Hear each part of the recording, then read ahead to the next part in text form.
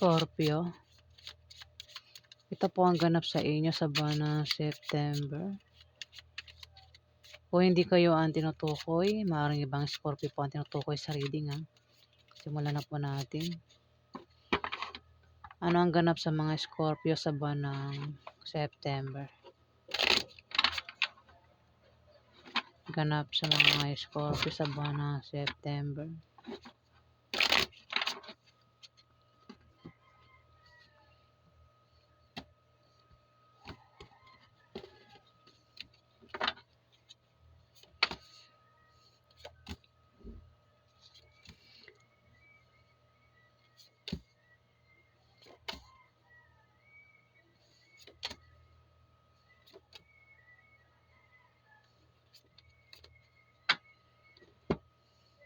May manloloko dito, Scorpio. Ingat ka sa manloloko kung hindi ikaw yan ha. Ayan, ingat ka sa taong manloloko. Pwedeng lokohin ka sa pag-ibig, lokohin ka sa pera. Ayan, ingat sa mga scam, Scorpio.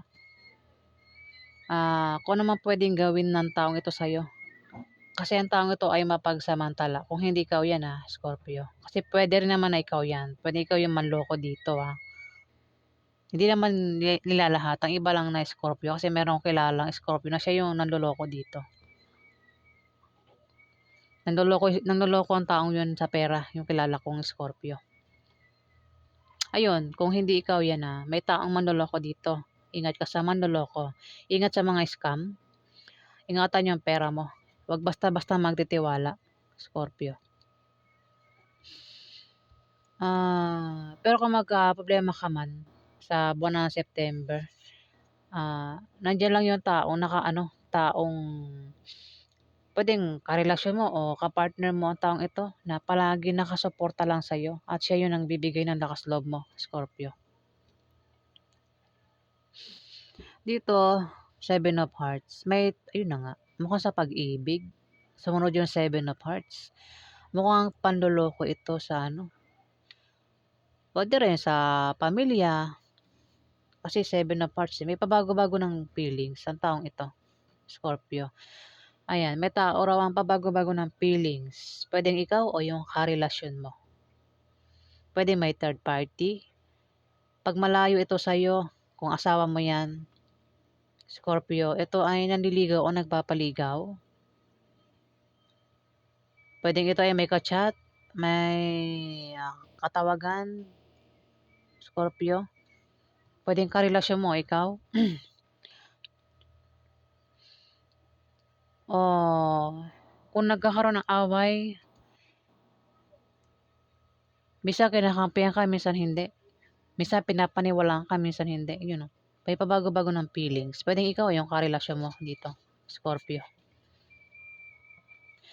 Maring iba sa inyo, Scorpio, ay nagbabalak magtayo ng malit na negosyo sa buwan ng September. Gawin nyo kasi yung negosyong yan ay lalago. Maraming bibili. Kung yan ay tindahan. Maraming Scorpio ha. Bahala na kayo makaresonate. Maaari din na kayo maaaring may tao rito ang magpayo sa inyo na patungkol sa negosyo na magagamit nyo. Ano may pakiramdam ko, para akong lasing. Talaga. Yung mata ko na parang gusto nang matulog na hindi ko maintindihan. Nalalabo na rin yung mata ko. Ayan. Baka kailangan ko na matulog. Dito, mukhang magkakaproblema ka, Scorpio, sa buwan ng September, sa bahay nyo, sa pamilya mo, gastusin araw-araw, kaperahan, pangkalahatang problema ito, Scorpio at apektado ka sa problemang ito sa buwan ng September. Scorpio At kailangan mo rito ng suporta o moral support. Dito, meron kang pag-travel sa buwan ng September. Maring ang dahilan ng pag-travel mo ay maring sa bagong business deal o maring sa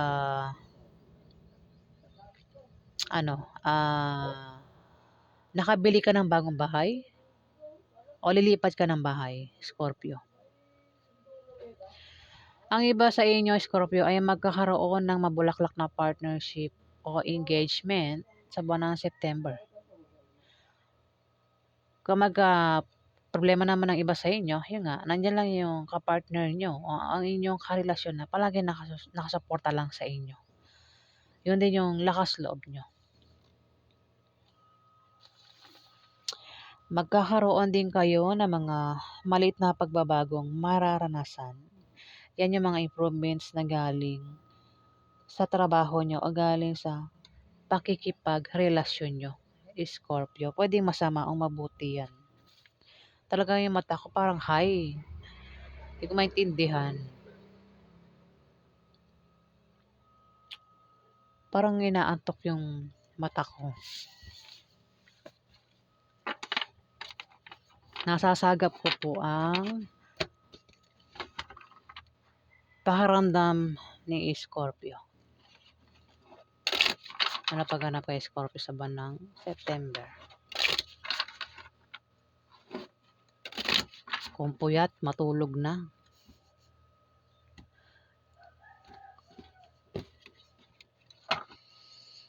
Parang gusto ko nang matulog.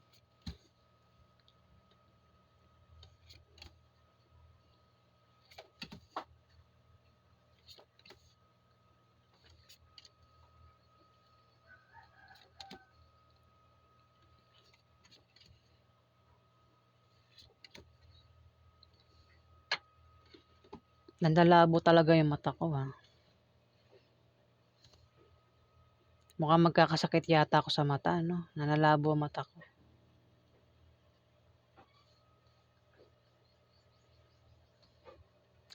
Meron ka bang kahilingan o pangarap dyan, Scorpio? Yan ay magkakatotoo sa buwan ng September. Meron ka bang wish ngayon? O pangarap sa ngayon? Ayan, maaaring magkatotoo na daw sa buwan ng September. Ingat ka kasi mukhang magkakaproblema ka sa love life at sa pamilya mo, Scorpio. O maaaring meron kang gulong kakasangkutan dito sa buwan ng September. Pero malulutas din naman yung problema na yan, Scorpio. Pwede nangyayari na. Meron ka bang problema sa ngayon, Scorpio? Nagkakaproblema ka ba sa love life at sa pamilya mo? O baka meron kang gulong kinakasangkutan sa ngayon? Ayan, sa buwan ng September, malutas na yung problema mo, Scorpio. Dito, ang iba sa inyo ay magkakaroon ng mabulaklak na partnership o engagement sa buwan ng September. O ang iba sa inyo, kapag magka-problema sa buwan ng September ay may taong nakasuporta lang sa inyo dito kung nagkakaproblema kayo. At siya yung nagbibigay ng lakas loob nyo dito, Scorpio. Ayan, may nagpapatugtog na, wag naman ma-copyright. Dito, maaaring kayo ay magtayo ng negosyo sa buwan ng September. Lumabas na naman siya. Gawin nyo nga kasi yung negosyo ay lalago. Maaari din na may taong magpapayo sa inyo na patungkol sa negosyo na magagamit nyo. Ayan. May taong papayuhan dito. Pwedeng ikaw o may taong papayuhan sa paligid mo. Ang taong papayuhan dito, Scorpio, ay matigas ang ulo. Kung gagawin niya yung payo, susundin niya yung payo, hindi rin magbubunga ng maganda. Kasi ang taong ito ay may maling paniniwala na salungat sa direksyon ng tagumpay. Mamaring ito ay may attitude.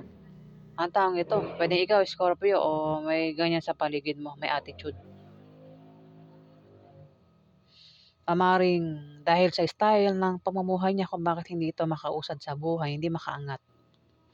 Matigas nga rin ang ulo. Pwede rin baka hindi niya tanggapin yung payo sa kanya. Kasi may mga taong hindi ito matanggap ng payo ng ibang tao.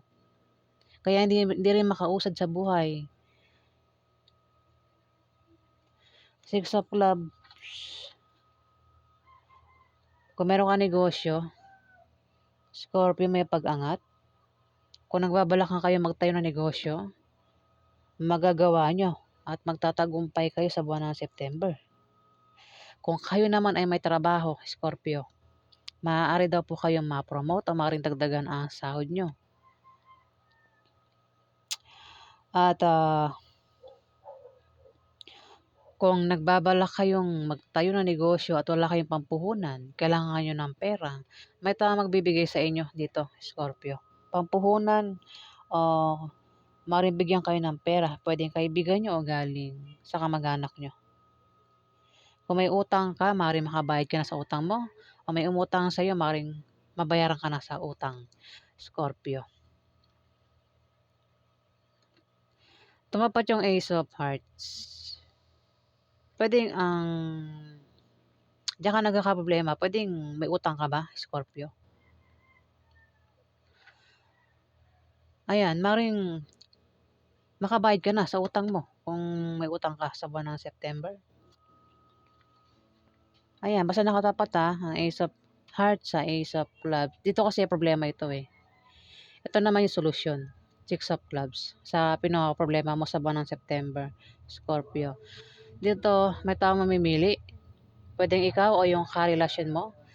Pwede may third party. Pwede nga piliin niya ikaw o yung third party. O baka kung nagkakaroon ng away, may pagpili dito eh. Dalawang tao pinagpipilian. Pwede kung nagkakaroon ng away, minsan kakampi ka sa isa, minsan hindi. Ayan, basta may pagpili daw dito sa buwan ng September. Ayan. Dito, may pagbabago sa kaperahan mo sa buwan ng September. Kung meron kang negosyo, biglang lalago sa buwan ng September kung yan ay humihina sa ngayon. Kung meron ka naman trabaho, maaari ka daw ma-promote o maaari dagdagan ng sahod mo. Try mo rin tumaya sa Lotto games o mga raffle games, maaari ka daw manalo, Scorpio. O kung sasali ka sa contest o sports, maaari ka daw manalo, Scorpio. Maaari din na ikaw ay pamanahan ng kamag-anak mo sa buwan ng September, Scorpio. Ayan, bilisan na natin kasi may nagpapatugtog. Ito po ay second part ng September. Ano pagganap kay Scorpio sa buwan ng September?